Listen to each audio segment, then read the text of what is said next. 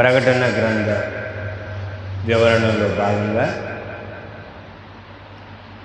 ఈరోజు ఆదివారం ఆరాధన వర్తమానంలో 14వ భాగం 7వ అధ్యాయం. ఈ అధ్యాయానికి ఈరోజు ఆదివారం ఆరాధన వర్తమానంలో మనం పెట్టుకున్నటువంటి పేరు ఏంటంటే 1,44,000 మంది ఎవరు? ఏంటండి?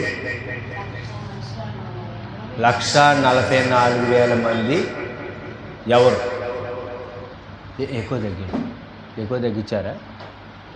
తగ్గించారు ఫస్ట్ది. ఓకే, 1,44,000 మంది ఎవరు? ఇది మన యొక్క అంశం. 6వ అధ్యాయంలో మనం ముద్రలు చూసాం. ఎన్ని ముద్రలు? 6వ అధ్యాయంలో 6 ముద్రలు. ఎన్ని ముద్రలు? 6 ముద్రలు. 6వ ముద్రకు 7వ ముద్రకు మధ్య ఉన్నటువంటి ఆ యొక్క ఖాళీలో జరిగినటువంటి విషయాన్ని ఇక్కడ 7వ అధ్యాయంలో వ్రాయబడి ఉంది. రాబోయేటటువంటి శ్రమల గురించి చెప్పబడింది. అదే సమయంలో ఈ 7వ అధ్యాయంలో అన్యులైనటువంటి వారు రక్షించబడతారు, ఇజ్రాయేల్ ప్రజలు కూడా రక్షించబడతారు. ఆ విషయాన్ని గురించి 7వ అధ్యాయంలో దేవుని యొక్క వాక్యంలో చెప్పబడింది. నేను మొదటి వచనం చదువుతున్నాను, జాగ్రత్తగా మీరు వినండి.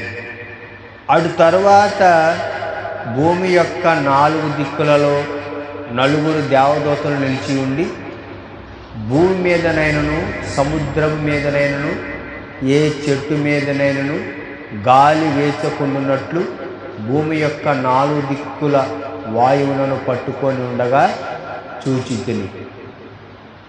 ఇక్కడ 4 దిక్కులు 4 దేవదూతలు గాలి వేసకుండా ఏం చేస్తున్నారు? పట్టుకొని ఉన్నారు. 4 దేవదూతలు 4 దిక్కులు, తూర్పు పడమర ఉత్తర దక్షిణాలలో 4 దేవదూతలు గాలి వేచకుండా పట్టుకొని ఉన్నారు. గాలి అంటే ఏంటి? గాలి అంటే గాలి కాదు. దేవుని వాక్యం ఏమని రాయబడింది? కీర్తన గ్రంథము 148వ కీర్తన 8వ చరణం ఒకసారి చదవండి. కీర్తన గ్రంథంలో 148వ కీర్తనలో 8వ చరణంలో వ్రాయబడినటువంటి వాక్యాన్ని చదవండి. దేవుని వాక్యం 148వ కీర్తన 8వ చరణం.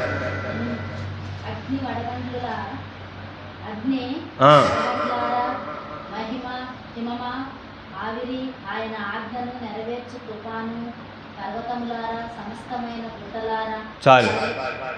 ఇక్కడ రాయబడినటువంటి మాట ఏంటో తెలుసా? గాలి ఉందా లేదా?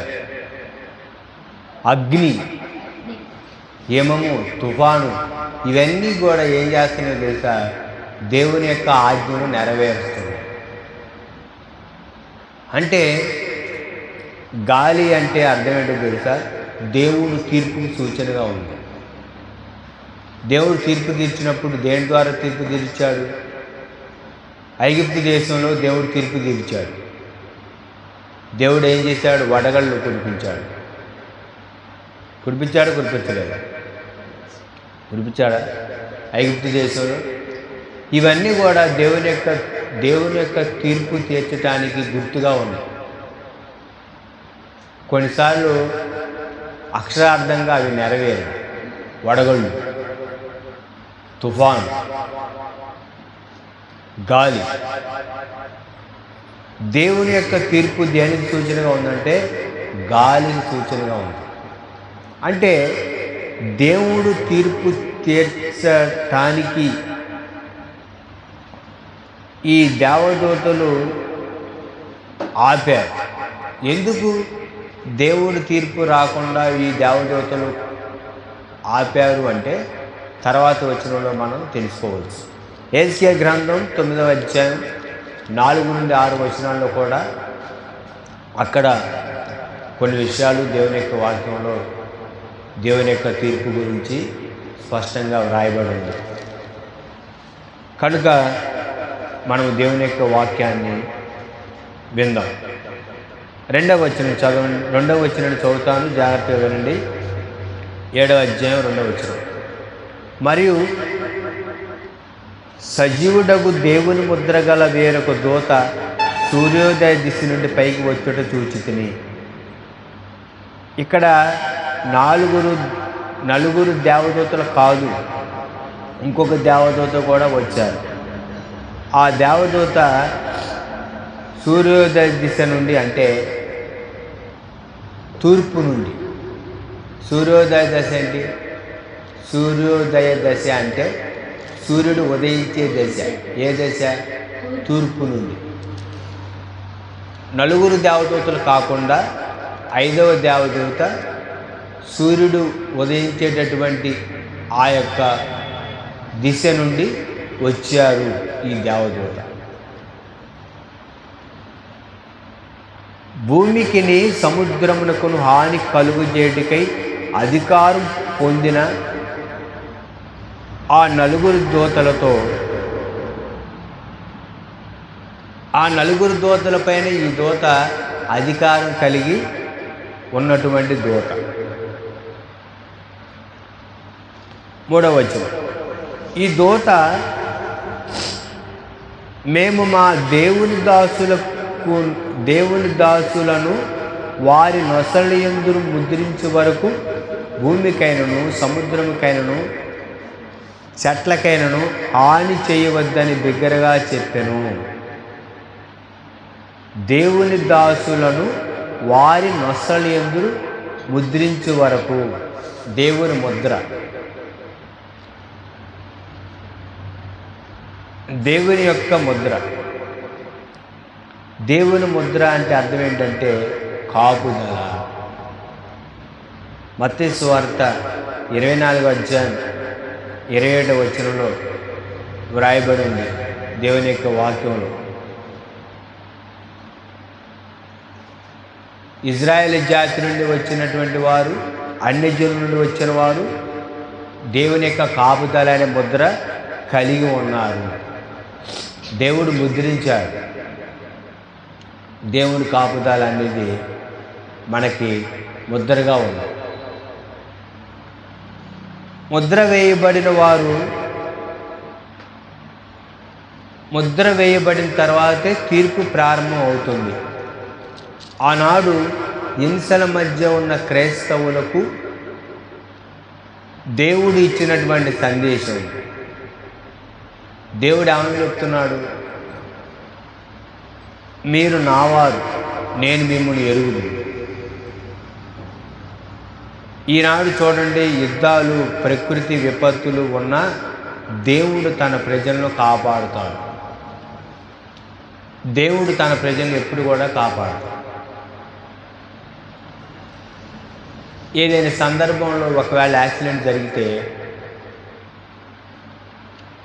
కొంత ఇబ్బంది కలిగింది, కానీ ప్రాణం పోవటం అనేది జరగదు.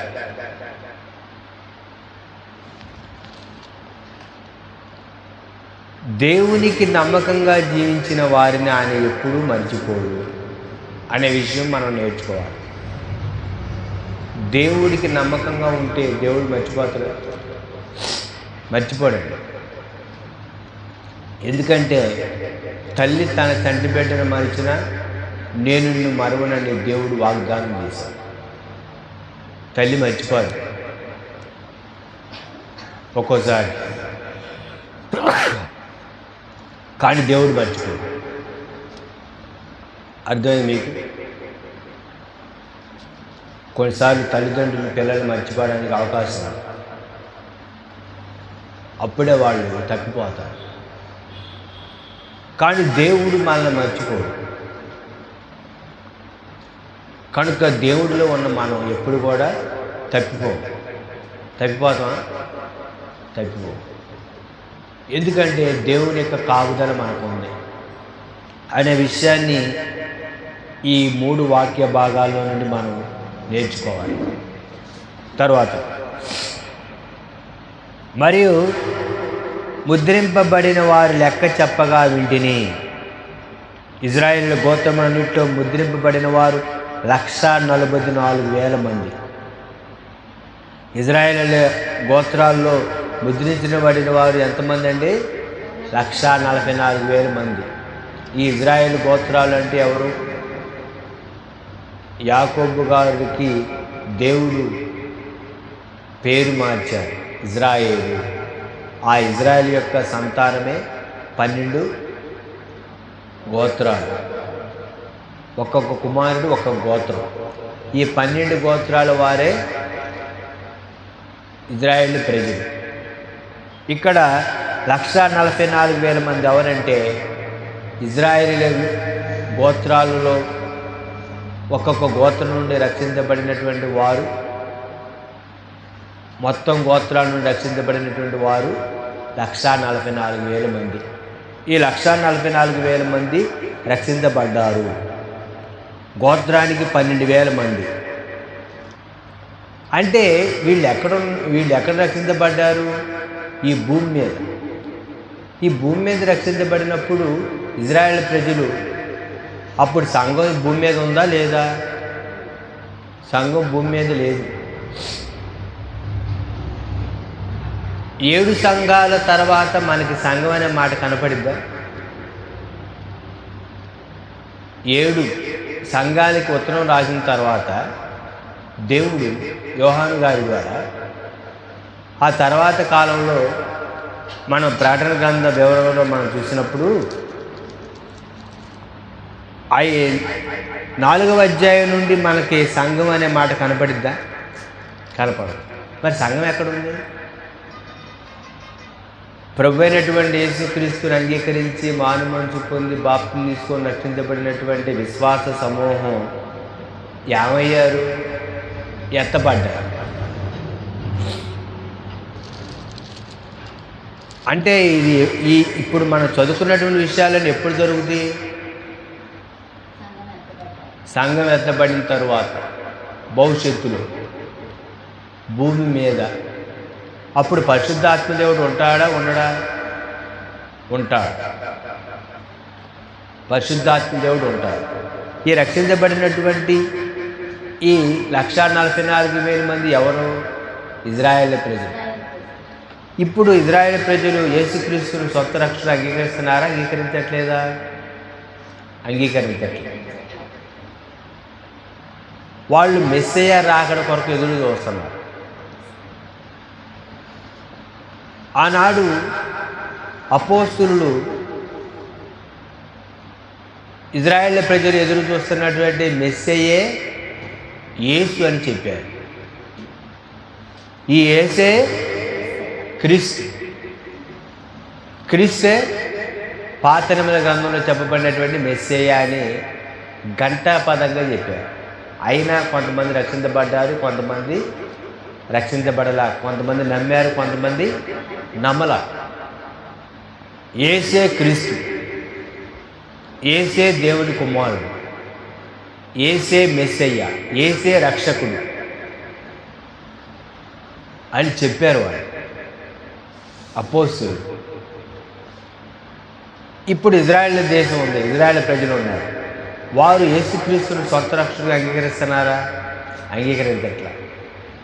వాళ్ళు పాత నిబంధన ప్రకారం బలులు, వాళ్ళు ఎవరిని పూజిస్తున్నారు? యెహోవా దేవుడు, యేసు ప్రభు ఒక ప్రవక్తగా నమ్ముతున్నారు. సంఘం ఎత్తబడిన తరువాత భవిష్యత్తులో భూమి మీద ఉన్నటువంటి ఇజ్రాయేల్ ప్రజలు యేసుక్రీస్తును సొంత రక్షకుడిగా అంగీకరిస్తారు. వారు ఒక్క గోత్రంలో ఎంతమంది రక్షించబడతారంటే 12,000 మంది. మొత్తం ఇజ్రాయెల్ యొక్క 12 గోత్రాలు కలిపి 1,44,000 మంది రక్షించబడతారు. 1,44,000 మంది ఎవరు? ఇజ్రాయెల్ యొక్క 12 గోత్రాలలో రక్షించబడినటువంటి వారు. తర్వాత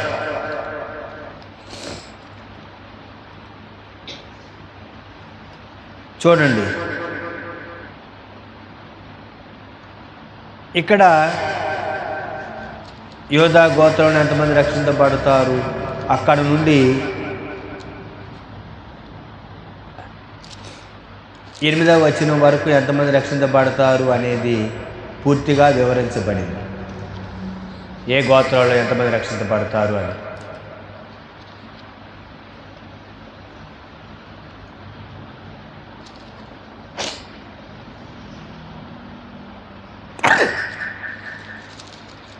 చూడండి, దేవుని వాక్యంలో నుండి ఇజ్రాయెల్ యొక్క 12 గోత్రం నుండి 1,44,000 మంది రక్షించబడతారు. దేవుని ప్రజలు ఆయన సంరక్షణలో ఉన్నారని దేవుడు తెలియజేస్తాడు.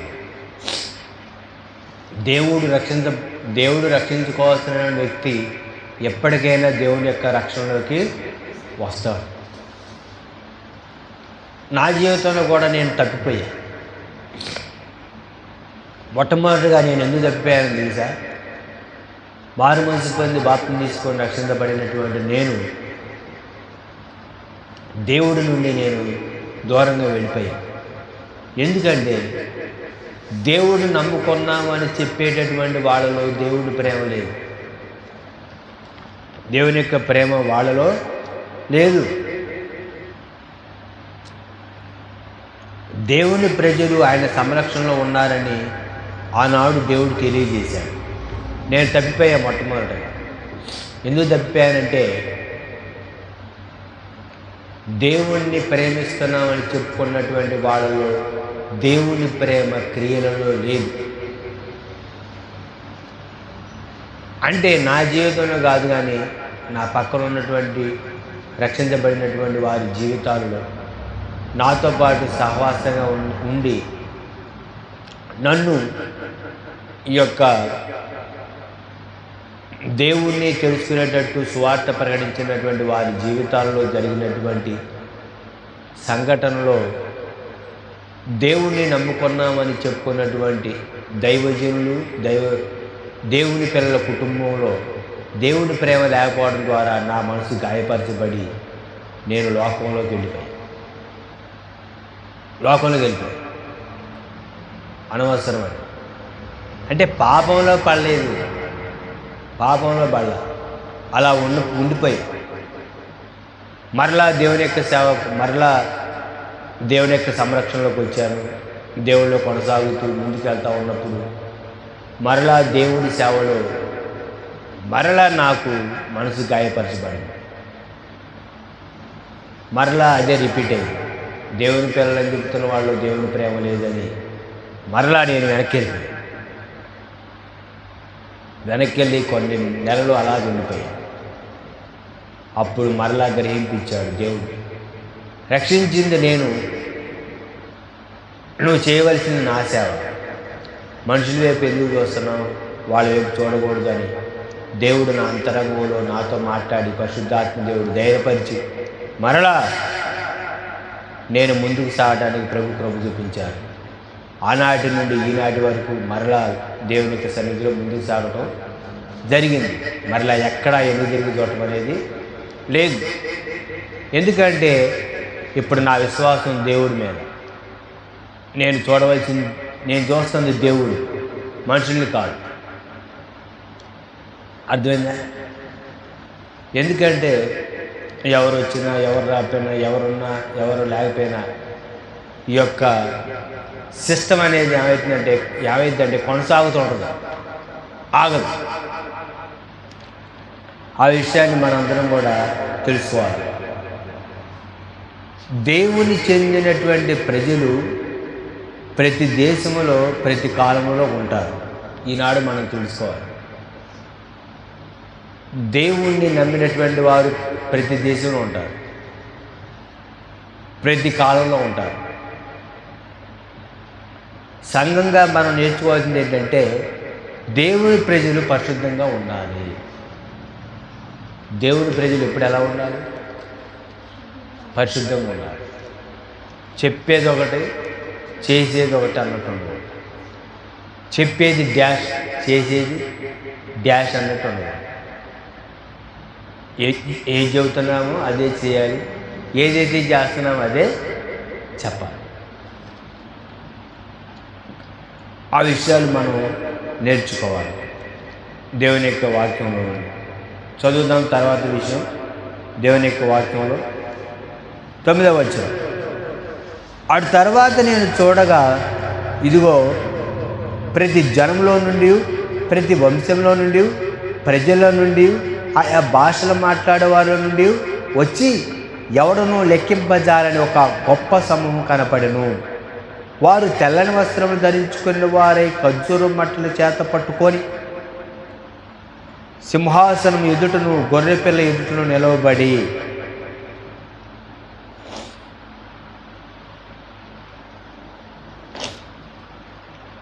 ఇక్కడ రక్షించబడినటువంటి వారు ఎవరంటే అన్ని జనులు.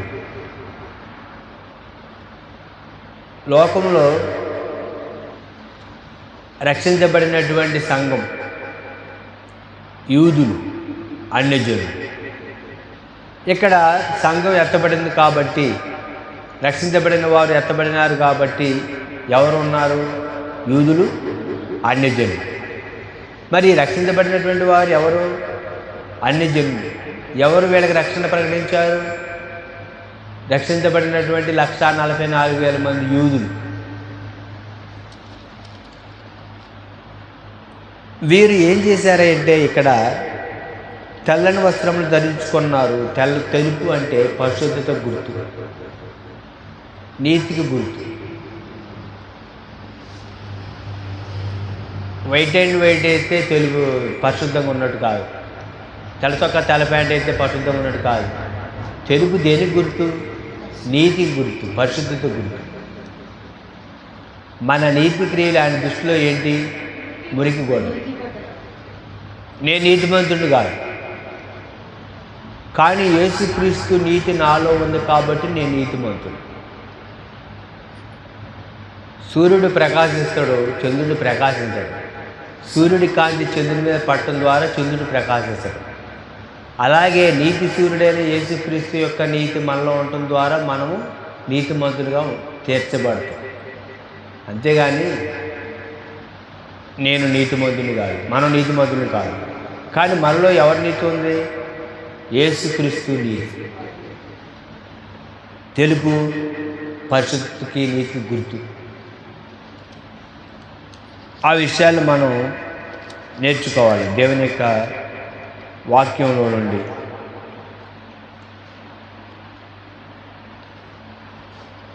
మహాశ్రమల కాలంలో దేవుని రాజ్య సువార్త ప్రకటించబడుతుంది. 140,000 మంది సువార్త ప్రకటిస్తారు. 7 సంవత్సరాల్లో వారు చాలామంది రక్షించబడతారు. శ్రమలో నుండి వచ్చిన వారు. దేవదూతలు దేవుని స్తుతిస్తారు, కానీ వాళ్ళకి ఏమి లేదంటే రక్షణ అనుభవం లేదు. దేవదూతల రక్షణ అనుభవం ఉందండి. వీళ్ళు ఎవరంటే అన్నిల్లో నుండి రక్షించబడినటువంటి వారు, సంఘము కాదు. దేవదూతల రక్షణ అనుభవం ఉందా? నేను పలానా పాపం చేసేవాడిని, ప్రభువు నన్ను రక్షించాడు ఆ పాపం నుండి అనే ఆ యొక్క రక్షణ సాక్ష్యం, రక్షణ అనుభవం దేవదూతలకు ఉందా? లేదు. దేవదూతలు పరిశుద్ధుడు పరిశుద్ధుడు అని స్తుతిస్తారు, కానీ మనకులాగా పాటలు పాడి దేవుని ఆరాధించగలుగుతారా? హృదయపూర్వకంగా చేస్తారా? వాళ్ళు చేయలేరు. మనం చూస్తే యెషయా గ్రంథంలో పరిశుద్ధుడు పరిశుద్ధుడు అని వ్రాయబడింది. కానీ మనము దేవుణ్ణి ఆరాధించాలని చెప్పి దేవుడు మనల్ని రక్షించాడు.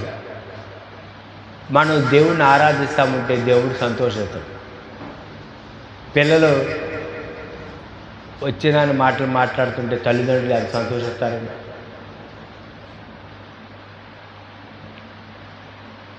మాటలు వచ్చినోడు మాట్లాడితే సంతోషిస్తారా? చిన్నపిల్లలు మాట్లాడుతుంటే సంతోషిస్తారా? చిన్నపిల్లలు మాట్లాడుతుంటారు. మనము దేవుని ఆరాధిస్తూ ఉంటే దేవుడు సంతోషిస్తాడు. వీళ్ళెవరు? రక్షించబడినటువంటి వాళ్ళు. ఎవరు వీళ్ళు? రక్షించబడినటువంటి వాళ్ళు. ఆ విషయాన్ని మనం దేవుని యొక్క వాక్యం నుండి మనం నేర్చుకోవాలి, తెలుసుకోవాలి. సింహాసనాసీనుడైన మా దేవునికి గొర్రె పిల్లకును మా రక్షణకై స్తోత్రమని మహాశబ్దంతో ఎలుగెత్తి చెప్పిరి. వీళ్ళు ఎలుగెత్తి చెబుతున్నారంట. దేవదూతలందరూ సింహాసనం చుట్టూను పెద్దల చుట్టూను ఆ 4 జీవుల చుట్టూను నిలవబడి ఉండిరి. 12వ వచనం. వారు సింహాసనము ఎదుట సాష్టాంగపడి ఆమేన్, యుగయుగముల వరకు మా దేవునికి స్తోత్రము, మహిమ, జ్ఞానము, కృతజ్ఞత, స్తుతియు, ఘనతయు, శక్తియు, బలమును కలుగును గాకని చెప్పుచూ దేవునికి నమస్కారం చేసిరి. ఆరాధిస్తున్నారు. వాళ్ళు కృతజ్ఞతతో దేవుణ్ణి ఆరాధిస్తున్నారు, రక్షించబడినటువంటి వారు. వీళ్ళు ఎక్కడున్నారు? భూమి మీద ఉన్నారు. దేవుడు మమ్మల్ని రక్షించారు అని కృతజ్ఞతతో దేవుణ్ణి వీళ్ళు ఏం చేస్తున్నారంటే ఆరాధిస్తున్నారు. సువార్త యూదులకు మాత్రమే కాదు, సమస్త ప్రపంచానికి, సమస్త అన్ని జనులకు కూడా దేవుడు సువార్తను ప్రకటించారు యేసుక్రీస్తు ద్వారా. ఈరోజు ప్రతి దేశంలో క్రీస్తుని విశ్వసించిన ప్రజలు ఉన్నారు. సంఘం నేర్చుకోవాల్సింది ఏంటంటే ప్రతి జాతికి, ప్రతి వ్యక్తికి సువార్తను ప్రకటించాలి. వీళ్ళు మనం చదువుకున్నటువంటి వాక్య భాగంలో ఉన్నటువంటి వీళ్ళందరూ ఎవరయ్యా అంటే ప్రతి వంశంలో నుండి, ప్రజల నుండి, ఆయా భాషలు మాట్లాడేవాళ్ళు ఇక్కడ ఉన్నారు. యేసుక్రీస్తు అందరికీ ప్రభు అన్న విషయాన్ని, యేసుక్రీస్తు దేవుడు అన్న విషయాన్ని ప్రతి జాతికి, ప్రతి కులానికి, ప్రతి మతానికి, ప్రతి వంశానికి, ప్రతి వారికి మనం సువార్త ప్రకటించాలి. సంఘం ఏం చేయాలండి? సంఘం ఏం చేయాలి? సువార్త ప్రకటించాలి. ఏం చేయాలి? సువార్త ప్రకటించాలి. అంతటా అందరూ మారుమనసు పొందవలెను, సువార్త ప్రకటించాలి. ఆ తర్వాత అంతము వచ్చును అని యేసుక్రీస్తు ప్రభువారు దేవుని యొక్క వాక్యంలో చెప్పబడి ఉంది. దేవుని యొక్క వాక్యంలో ఈ విషయము చెప్పబడి ఉంది. అంతటా అందరూ ఏం చేయాలి అంటే సువార్త ప్రకటించాలి. ఆ వాక్యము దేవుని యొక్క వాక్యంలో స్పష్టంగా వ్రాయబడి ఉంది. సువార్త ప్రకటించబడిన తర్వాత ఏమొచ్చింది? అంతము వచ్చింది. కనుక రాజ్య సువార్త ప్రకటించాలి. మత్తయి సువార్తలో దేవుని యొక్క వాక్యం రాయబడి ఉంది. ఏమని రాయబడి ఉంది? అంతటా అందరూ మారుమనసు పొందాలి, సువార్త ప్రకటించబడాలి, ఆ తర్వాత అంతము వచ్చునని దేవుని యొక్క వాక్యంలో రాయబడి ఉంది. 13వ వచనం. 13వ వచనం.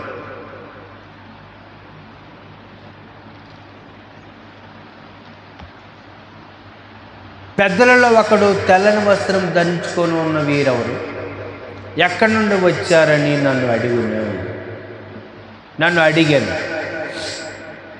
అందుకు నేను, అయ్యా నీకే తెలియననగా, అక్కడ ఉన్నటువంటి పెద్దల్లో ఒకడు యోహాను గారిని అడుగుతున్నాడు, అయ్యా ఎవరు వీళ్ళు, ఎక్కడి నుండి వచ్చారని అడిగితే అప్పుడు యోహాను గారు అన్నారు, నీకు తెలిసింది అయ్యా, నాకేం తెలుసు.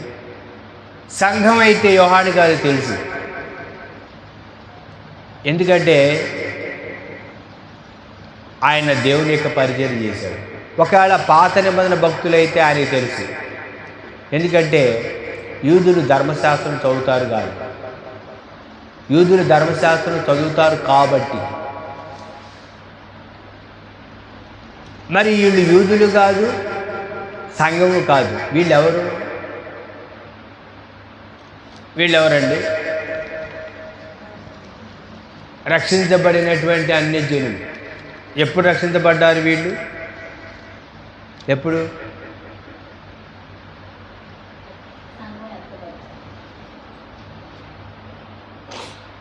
మహాశ్రమలో రక్షించబడినటువంటి వారు. శ్రమలలో. ఎప్పుడు? శ్రమలు.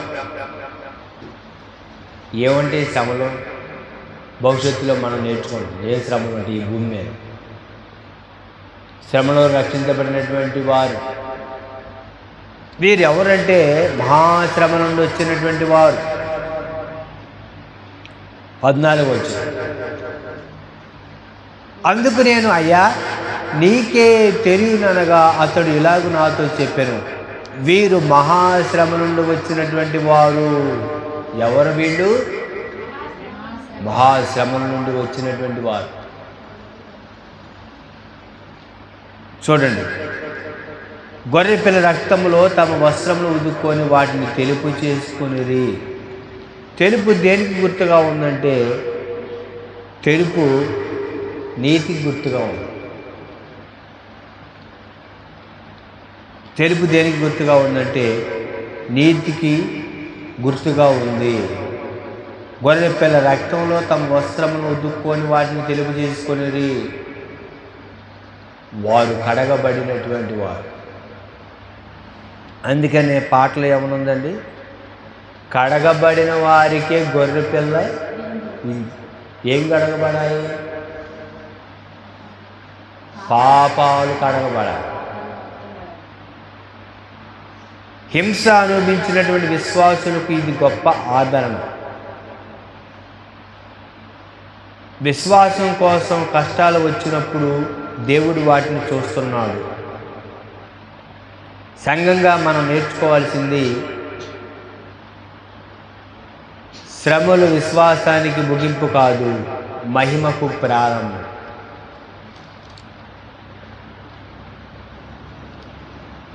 అర్థమైందా?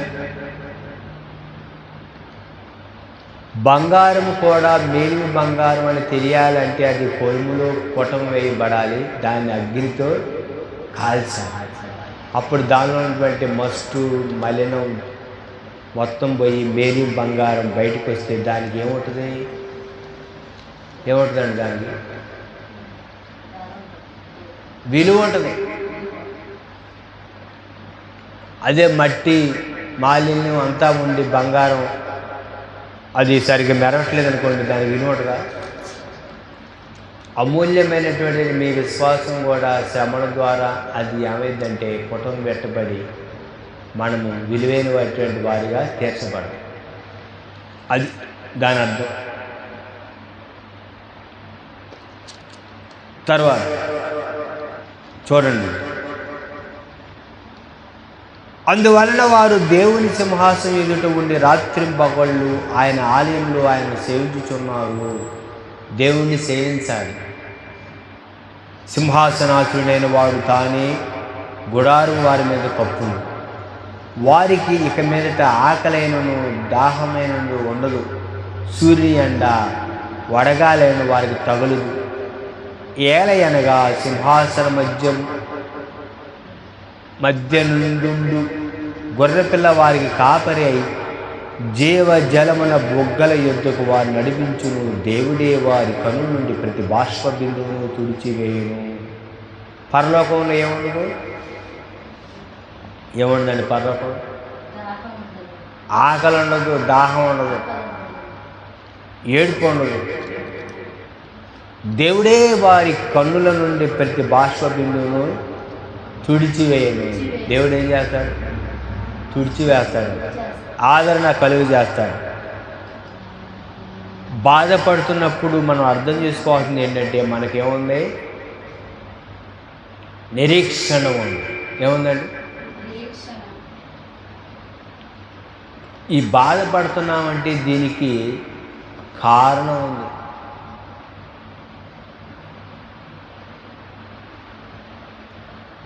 ఈ లోకములో బాధలు శాశ్వతం కాదు, దేవుని రాజ్యం మనకుంది. బాధలు ఎంతకాలం ఉంటాయి? ఎంతకాలం ఉంటాయండి బాధలు? నీవు ఎంతకాలం ఉంటావో భూమి మీద అంతకాలం బాధలు ఉంటాయి. నీవే లేకపోతే బాధలు ఉంటాయా? నీతో పాటు బాధపడి ఏమైపోతాయి? వెళ్ళిపోతాయి. పరలోకంలో ఏమీ లేదు, ఆకలి లేదు, బాధ లేదు, కన్నీళ్ళు లేవు. మా అబ్బాయి డ్యూటీకి వెళ్ళిండా లేదా అని ఆలోచన ఉంటుందా? మా అమ్మాయి ఎట్టుందో ఏంటో అని ఆలోచన చీకుచంత.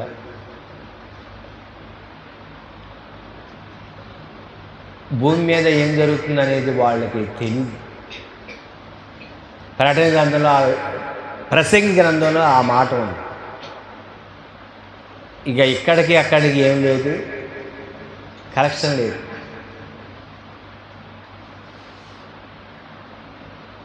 ఇక్కడికి అక్కడికి కరెక్షన్ ఉందనుకోండి, ఇక పొద్దాకి ఇక్కడ ఏం చేస్తున్నారని ఆలోచించుకోవటం ఉంటుంది. మరి దేవుణ్ణి ఆరాధించేది ఎప్పుడు?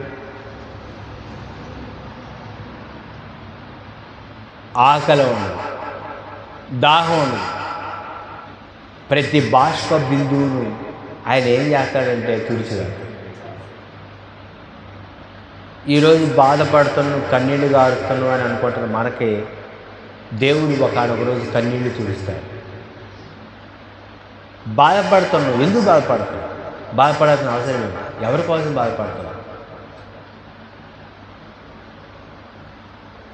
కారణం తెలిస్తే నిరీక్షణ వచ్చింది.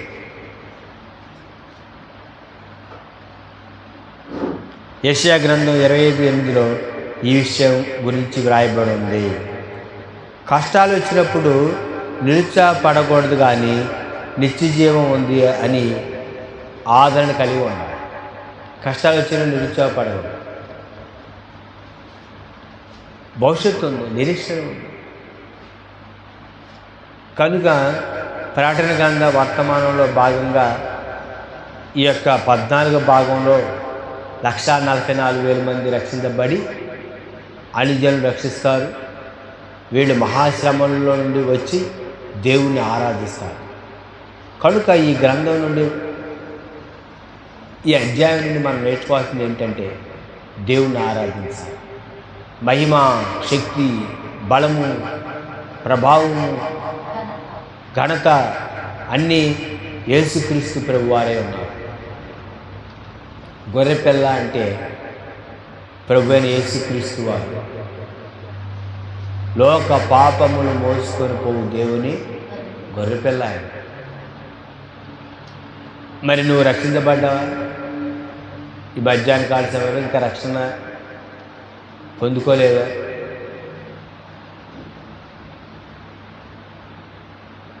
రక్షించబడినటువంటి వారు ఎత్తబడతారు, రక్షణ లేని వారు విడవబడతారు. ఏ కాలం అది? శ్రమల కాలం. మహాశ్రమల నుండి వచ్చినటువంటి వాళ్ళు. నీవు రక్షించబడితే ఈ లోకంలో అపవాది అంటే అబద్ధ క్రీస్తు ఉంటే రక్షించబడినటువంటి నిన్ను వాడు ఊరికినే ఉంచుతాడా? ఉంచుతాడు. యేసుక్రీస్తు నేను అంగీకరించాను, నేను రక్షించబడ్డా అంటే శ్రమల కాలంలో అబద్ధ క్రీస్తు నిన్ను రక్షించబడ్డవా, యేసుప్రభుని నమ్ముకున్నావా, మంచిది ఆటడా? వాడు ఏం చేస్తాడు? ఏం చేస్తాడండి? నిన్ను శ్రమల పాలు చేస్తాడు. కనుక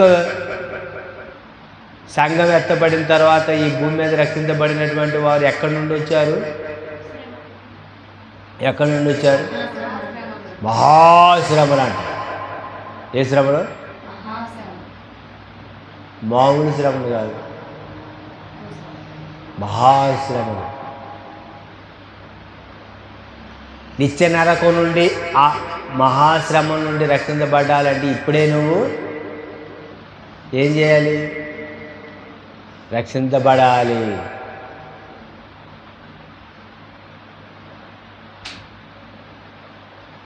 విడువబడుట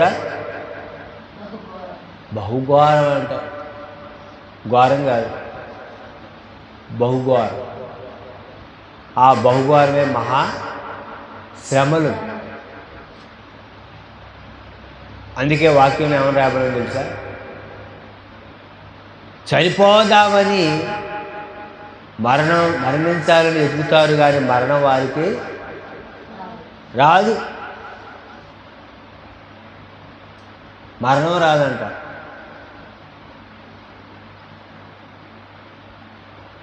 అది ఎలా ఉంటుందంటే, మంచినీళ్ళు అవుతున్నాయి, కళ్ళ ముందు మంచినీళ్ళు ఉన్నాయి, కానీ తాగలేనటువంటి పరిస్థితి.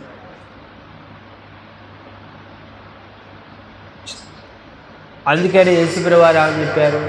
లోకము నెమ్మదిగా ఉంది, పర్లేదు, అంతా బాగానే ఉంది అనుకున్న టైంలో అకస్మాత్తుగా వచ్చింది ఆ జనం.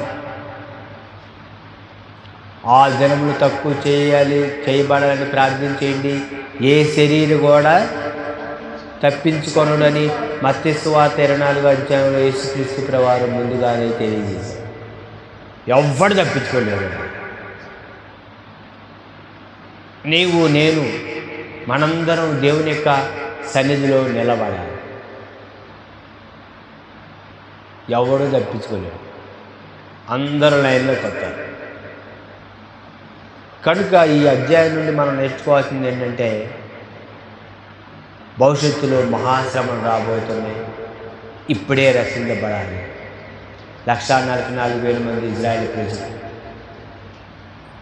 కనుక ఇప్పుడే దీపం ఉండగానే ఇల్లు చక్కబెట్టుకో. ప్రాణం ఉండగానే నువ్వు ప్రభువుని అంగీకరించు. మారు మనసు పొంది బాప్తిస్మో, రక్షించబడు. సెలవులో యేసుక్రీస్తు ప్రభువారు రక్తం కార్చి ప్రాణం పెట్టి చనిపోయి తిరిగి లేచి పునరుద్ధానుడయ్యాడు. ఇదే అనుకోవచ్చు, ఇదే రక్షణాధ్యానం. రేపు మనది కాదు. ఈరోజు మనది, రేపు మనదా కాదు. ఒక ఆయన నడుస్తానే కింద పడి చనిపోయాడు. ఏమొచ్చింది? హార్ట్ అటాక్ వచ్చింది. మరణం. ఫ్యాన్ తీసుకుంటే మనం గ్యారెంటీ అడుగుతాం. ఎంతకాలం గ్యారెంటీ అంటాం. ఇప్పుడు యాంప్లిఫైర్ తీసుకుంటే దానికి ఏమడుగుతాం? ఏమడుగుతాడు? ఎన్ని సంవత్సరాలు గ్యారెంటీ ఉందా అంటారు. ఇదిగో గ్యారెంటీ కాదు. మరి నీకు నాకు గ్యారెంటీ ఉందా? నేను 60 సంవత్సరాలు బతుకుతానండి అని కార్డు ఉందా? లేకపోతే బాండ్ రాస్తాం, గ్యారెంటీ ఉందా లేదా? గ్యారెంటీ లేని నీకు గ్యారెంటీ కావాలంటే యేసుక్రీస్తు అంగీకరిస్తే ఒకవేళ ఈ లోకంలో చనిపోయిన పరలోకం వెళ్తాం. అది మాత్రం గ్యారెంటీ. దాని విషయంలో మనం చెప్పచ్చు. కనుక ఈ అధ్యాయం నుండి మనం నేర్చుకోవాల్సిన విషయాలు వచ్చే ఆదివారం ప్రకటన గ్రంథ వివరణ 8వ అధ్యాయం 15వ భాగం నేర్చుకోండి. అంతవరకు ప్రభు కృప తోడు నడిపించిందాక. ఆమెన్. ప్రార్థన చేస్తుంది.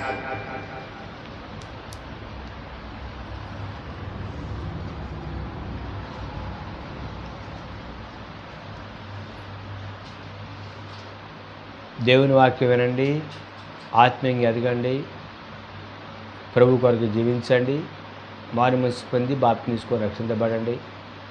యేసుక్రీస్తు ప్రభు మన పాపాల కొరకు శిలువలో రక్తాన్ని కాల్చాడు, తన ప్రాణాన్ని పెట్టాడు. ఆ ప్రాణ త్యాగం యొక్క విలువ గ్రహించండి. ఇదే అనుకోవడం సమయం, ఇదే రక్షణాధ్యానం. వినండి, నేర్చుకోండి, ప్రభు రాకడ సిద్ధపడండి, ప్రభు కొరకు జీవించాడు. అంతవరకు ప్రభు కృపతోనే ఉందాక. మీ అందరికి వందనాలు. కొత్తగా మన ఛానల్ చూస్తున్న వారు సబ్స్క్రైబ్ చేసుకోండి. ప్రకటన గ్రంథ వివరణలో భాగంగా ఈరోజు ఆదివారం ఆరాధన వర్తమానం 7వ అధ్యాయం 13వ భాగం 14వ భాగం. దేవునికి స్తోత్రం. అందరికీ వందనాలు. క్రీస్తులో మీ సహోదరుడు పాస్టర్ ఆర్ డానియల్. ఆమేన్. నా యొక్క ఫోన్ నెంబర్ 86 39 26 26 47. దేవుడికి స్తోత్రం. అందరికీ వందనాలు. ఆమేన్.